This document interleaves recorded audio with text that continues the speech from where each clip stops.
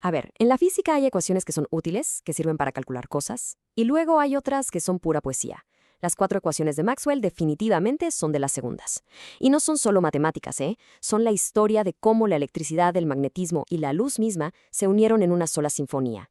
Una revelación que literalmente construyó el mundo en el que vivimos hoy.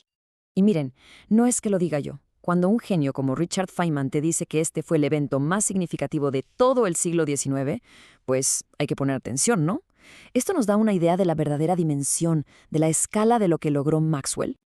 Ok, pero para entender por qué fue una revolución tan brutal, primero tenemos que viajar un poquito en el tiempo. Vámonos a cómo era la física a principios del siglo XIX. Imagínense esto, tres mundos, cada uno por su lado, totalmente desconectados. Por un lado, tenías a la gente que estudiaba la electricidad, ya saben, las cargas estáticas. Por otro, los que se dedicaban al magnetismo, a los imanes, a las brújulas. Y en una esquina completamente diferente estaba la óptica, el estudio de la luz. Nada que ver uno con el otro, o al menos eso se creía. Claro, en los laboratorios ya había muchísimos datos. Se sabía de cargas, de imanes, de cómo funcionaban los lentes. Y sí, ya había pioneros, gente como Ørsted o el mismísimo Michael Faraday, que empezaban a notar cosas raras. Oye, ¿por qué una corriente eléctrica mueve la aguja de una brújula? Había pistas, ¿saben? Pero eran como piezas sueltas de un rompecabezas gigante. Y nadie, de verdad nadie, tenía la tapa de la caja para ver la imagen completa. Y aquí es donde entra nuestro protagonista, James Clerk Maxwell, un físico escocés que traía un arma secreta para resolver este misterio. Y no era un aparato de laboratorio, era su increíble imaginación. Mientras todos estaban clavados buscando la fórmula exacta, Maxwell estaba en otro nivel. Él se preguntaba, ok, ¿y si el electromagnetismo se pareciera a, no sé, a un fluido o a un sistema de engranes y remolinos? Ojo, su objetivo no era decir el campo eléctrico es un fluido, para nada. Lo que él quería era encontrar un modelo mecánico, algo que ya entendíamos, para, digamos, robarle las matemáticas. Buscaba la estructura matemática correcta, no el modelo físico literal. Piensen en estos modelos como un andamio. A Maxwell no le importaba si el andamio era bonito o si era real. Lo único que le importaba es que le sirviera para construir el edificio. Su teoría. Y una vez que el edificio estuvo listo, con sus cimientos matemáticos bien puestos, ¡pum! Adiós andamio. Lo que queda es la pura estructura, la elegante arquitectura de las ecuaciones. Y vaya, ¿qué edificio construyó? Porque a partir de todo esto y juntando el trabajo de décadas de otros científicos, Maxwell logró algo increíble. Destiló toda la complejidad del electromagnetismo en solo 4 leyes fundamentales. Este es, digamos, el punto culminante de toda esta historia. Vamos con la primera, la ley de Gauss para la electricidad. Esta, en su forma integral, lo que nos dice es algo fundamental.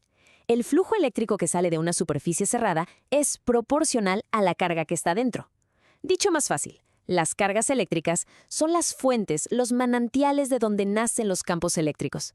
Las positivas son fuentes, las negativas son sumideros. Así de claro. Ahora, la segunda es la ley de Gauss, pero para el magnetismo. Y aquí la cosa cambia, y mucho. El flujo magnético a través de una superficie cerrada es siempre cero. ¿Qué nos dice esto en el fondo? Algo importantísimo. No existen los monopolos magnéticos. O sea, no puedes tener un polo norte solito por ahí. Si partes un imán a la mitad, no te quedas con un norte y un sur. Te quedas con 2 imanes más chiquitos, cada uno con su norte y su sur. Las líneas de campo magnético siempre son cerradas, como circuitos. La tercera es la ley de Faraday. Y aquí es donde la cosa se pone dinámica. Lo que nos enseña es que un campo magnético que cambia con el tiempo genera un campo eléctrico. Ojo, la palabra clave es cambia. Un campo magnético estático no hace nada, pero uno que varía, ese sí. Este es el principio que mueve nuestro mundo. Es la base de los generadores eléctricos, de los transformadores. Aquí empieza el verdadero baile entre electricidad y magnetismo. Y llegamos a la cuarta, la ley de Ampere, con el toque de Maxwell. Ya se sabía que las corrientes, o sea, electrones en movimiento, crean campos magnéticos. Pero aquí viene la genialidad de Maxwell. Él añadió un término extra y se dio cuenta de que un campo eléctrico, que también cambia en el tiempo, se comporta como una corriente. Y, sorpresa, genera un campo magnético. Esta idea, la corriente de desplazamiento, fue la pieza del rompecabezas que faltaba. Creó una simetría perfecta con la ley de Faraday y lo cambió todo. Ok, ya tenemos las 4 ecuaciones. La sinfonía está completa. Y cuando Maxwell las puso a trabajar juntas, se dio cuenta de que predecían algo que nadie, absolutamente nadie, se esperaba. ¿Qué pasa cuando las juntas? Pues miren, por separado, cada una es poderosa. Pero juntas son casi una profecía. Maxwell vio que la combinación de estas leyes describía un fenómeno totalmente nuevo. Piénsenlo, es una reacción en cadena. La ley de Faraday nos dice, un campo magnético que cambia crea un campo eléctrico. Y la ley de Ampère-Maxwell nos dice, pero ese campo eléctrico que cambia crea un campo magnético. Y ese a su vez crea otro eléctrico. Y así, ¿ven? Es un ciclo que se alimenta a sí mismo. Una onda que viaja sola por el espacio. Una onda electromagnética. Entonces Maxwell, como buen físico, se puso a hacer las cuentas. Agarró las constantes de sus ecuaciones, epsilon 0 y mu 0, que son la permitividad y permeabilidad del vacío, numeritos que salieron de experimentos de laboratorio que no tenían nada que ver con la luz. Metió los números en la fórmula y calculó a qué velocidad viajarían estas ondas. Y le salió este número, 299.792 kilómetros por segundo. Y se quedó pensando, oye, este número como que me suena. Era simplemente innegable. La velocidad que él calculó usando solo constantes de electricidad y magnetismo era prácticamente idéntica a la velocidad de la luz, que ya se había medido. Y no solo eso, las propiedades que predecía para su onda, que era transversal y no necesitaba un medio, eran las mismas propiedades de la luz. La conclusión era obvia. Y así, con sus propias palabras, Maxwell lo dejó claro. Estábamos frente a una de las unificaciones más espectaculares de la ciencia. La luz, eso que los ópticos llevaban siglos estudiando, no era más que una onda electromagnética. Esos tres mundos que al principio estaban separados, electricidad, magnetismo y luz, de repente eran uno solo. Y bueno, esto no se quedó en un pizarrón o en un artículo científico. Para quienes estudian ingeniería, sobre todo electromecánica, esto es el pan de cada día. Se convirtió en la base de casi toda la tecnología que nos rodea.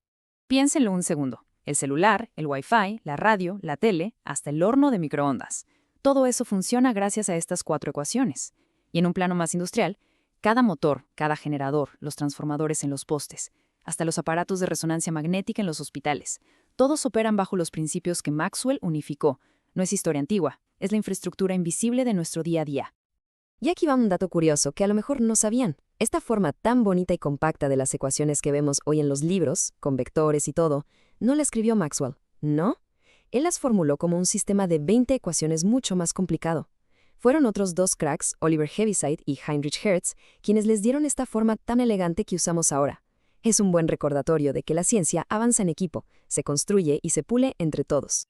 Al final, lo que Maxwell nos enseñó es que la naturaleza ama la simplicidad, que fuerzas que parecen no tener nada que ver, en el fondo pueden ser lo mismo, y esa búsqueda no ha terminado. Hoy, la física sigue buscando la siguiente gran unificación, juntar la gravedad de Einstein con la mecánica cuántica. Así que la historia de Maxwell no es el final del libro, es solo un capítulo inspirador, y nos deja con la pregunta en el aire: ¿quién va a ser el siguiente en escribir un capítulo así de importante?